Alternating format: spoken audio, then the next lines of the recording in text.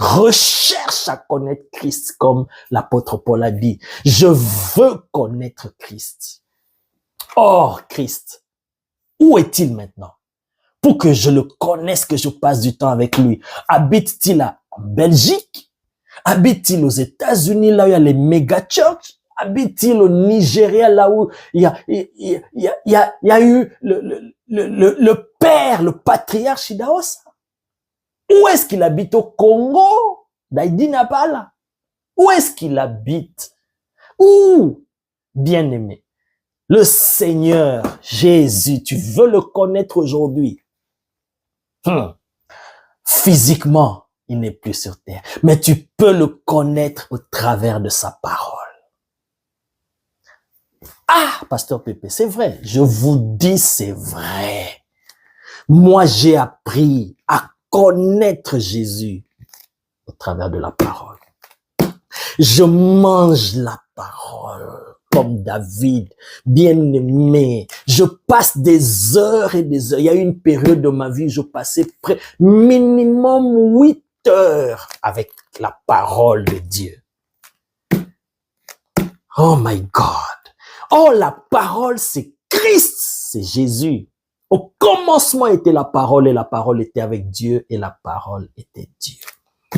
Plus tu manges la parole avec le Saint-Esprit, plus tu étudies cette parole, tu l'ingurgites en toi, tu fais entrer en toi, bien-aimé, plus, sans que tu ne t'en rendes compte, plus ta foi elle grandit, plus ton assurance se développe et plus la peur, les doutes commencent à s'effondrer.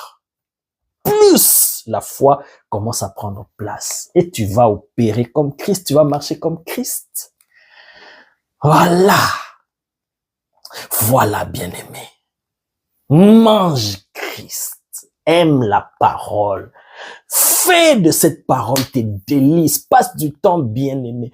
Je vous dis, pour moi, il n'y a rien de plus précieux que la parole de Dieu. Ceux qui sont autour de moi au jour le jour le savent. Je peux passer des heures et des heures sans s'ennuyer en étudiant la Bible moi-même.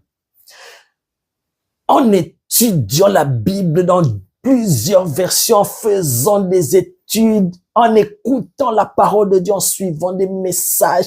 Je suis constamment en contact avec la parole de Dieu. Or, cette parole-là, c'est Christ. Et c'est ça qui va faire grandir ta foi, bien-aimée, pour arriver dans des dimensions et opérer comme je vous ai raconté dans les récits que nous venons de lire. Il est possible de marcher avec une attitude de la foi. Ta marche, ce sera une marche de foi. Tu ne doutes plus de Dieu. Tu as tellement confiance en Dieu que toi-même, tu peux commencer à chercher le doute. Il n'y a pas, c'est possible.